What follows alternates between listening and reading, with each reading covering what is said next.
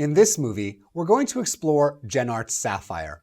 It's an effects package containing hundreds of effects and several presets. Unlike Red Giant and Boris, GenArts may be less known because of its high price point in the past. Let's take a look and see some of the basics of what GenArts Sapphire has to offer.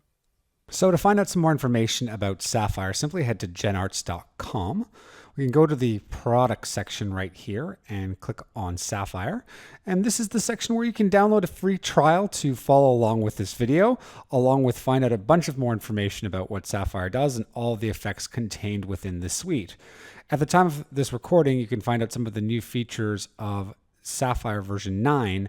But keep in mind, in later this year, around September, there'll be a new version of Sapphire that will be released, Sapphire version 10, which you'll be following along with in this movie. So I'll be able to show you a new effect contained within the robust Sapphire suite.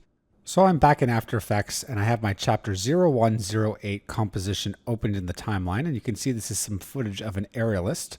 I'm just going to scrub my current time indicator a little bit forward until I land on this frame. I'm going to head over to my effects and presets where I can find all of the Sapphire effects.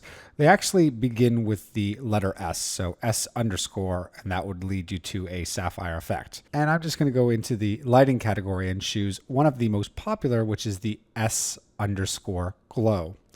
Once I apply that onto the clip here in the composition, I can see its effect controls show up and that the effect is selected, and some on-screen controls in the composition window, which I can get access to some of the most used parameters of this Sapphire effect. If we also head over to the effect controls, we can also choose to add a glow preset by going onto the load presets button. In here, I can preview a bunch of glow presets. I can also select one and mark it as a favorite by clicking on this little star. And if I head over to my favorites tab, you can see that this glow now shows up as a favorite, the one that we selected. So I'm actually going to make this window a little bit bigger so we can see the lower right-hand corner of the Sapphire preset browser. And with this glow selected, I can apply it onto the clip in After Effects by simply clicking on this button right here. We head back into After Effects and you can see that it has the glow. We can play around with the parameters in the effect controls to customize this any way we see fit. Now, before we dive into some of the newer effects within Sapphire, let me just turn off the glow for a second, and we're going to try to find something in the Sapphire Builder category because there are some extremely powerful effects located right here. So we're looking for S effect. Select that and then just apply this to the clip. And when you look at it under effect controls, you'll see it is very simplified compared to some other Sapphire effects that you might add onto clips. But rest assured, this is the one effect that rules them all. So the first thing that we're going to do is actually load a preset. And S effect is going to give us a gateway to the entire Sapphire library of effects, minus a few. But here in the effects tab, we can actually head to the distortion category, and we can see some of the presets that ship with certain types of distortion-based effects. So this is an incredible preset browser, and we can see a few other of these tabs here. Let's first click on the New tab button, and here you can see everything that's new to GenArts Sapphire 10.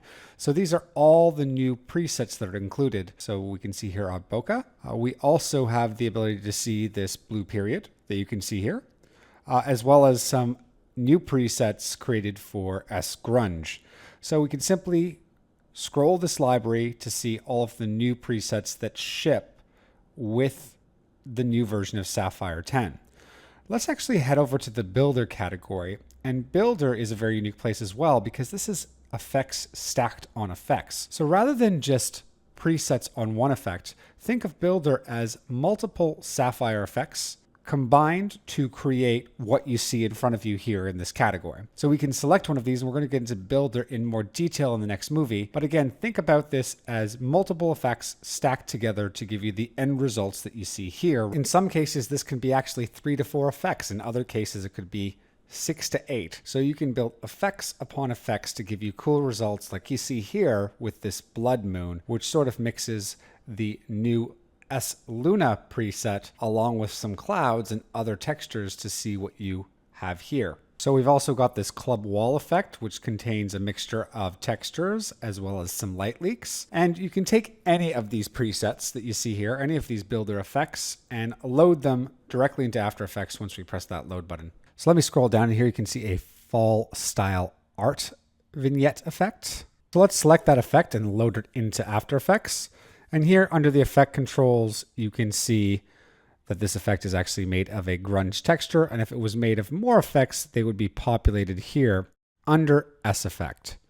Let's now hop into the Chapter 108 Luna composition. So in this composition, I'm going to press Command Y to create a new solid, the exact same size of the comp. And I'm going to call it Luna. So once I hit OK, let me head over to my effects and presets. I'm going to just scroll up and do a search here for Luna to find the Luna effect and apply it to the solid inside my composition. And here you can see a generated version of our lovely moon. If we head over to effect controls, one thing that really interests me is this section here where you can say Luna date, and we can basically pinpoint through a day, month, year, as well as a time where the moon is in our given sky. So you can see this a little bit more clearly if I take the day parameter and just start to scrub it. And hopefully you're noticing the different phases of the moon that Luna is going through. Fantastic. Let me just take the Luna effect and actually center it inside my composition. So on top of this, I can actually load a preset. So once I click this button, and you can see here that I have an option here to select a full moon, which I will select and load right back into After Effects. I could combine this again with adding a day, year, as well as time to where the moon is supposed to be in my sky and get a beautiful rendering of that moon directly here in After Effects. Now let's add some more things to this composition using the Sapphire library. So I'm going to create a new solid by pressing Command Y. I'm going to call this Night Sky and Aurora. Once I've renamed that, I'm going to take this solid and make sure it's underneath my Luna solid. And let's head over to the effects and presets and just do a search for S_night. You should see that our night sky effect does appear. I want to take that and drag it onto this solid I just created. Now we don't see it right away, but that's okay. I'm going to head actually over back to the Luna solid and into the Luna effect controls.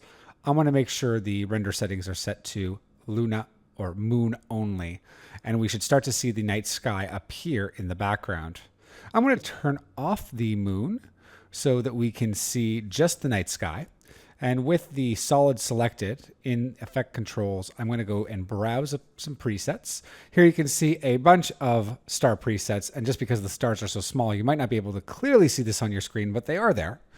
And out of these presets, I am going to pick the deep space. I'm going to select that and load that here into After Effects. And you can see this beautiful starry-scaped horizon. So you might see here in effect controls, just like Luna, we can actually choose a time, date, and year of where our stars appear or how they appear on any given night. We can also choose from a bunch of preset locations such as Tokyo or Boston of where our stars are originating from. Really, really cool.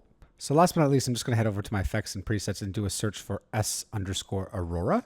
I'll apply Aurora to that second solid that I've added to the project. And this is meant to mimic the Aurora Borealis. But if we take a closer look, if we browse our presets, this can actually be used to create some cool motion graphic line type generation, as you see here with a couple of the presets that I'm clicking on in this window. So you could use this to generate a background for, let's say, a logo animation. So for the purposes of this video, I'm just going to choose the default for Aurora and load that back into After Effects. And here you can see a composition predominantly made of presets from the Sapphire library. We've got our moon, we've got our night sky, and we've got our Aurora Borealis. If you're curious to find more about what Sapphire does, join me in the next movie where we'll take a closer look at how S Effect works.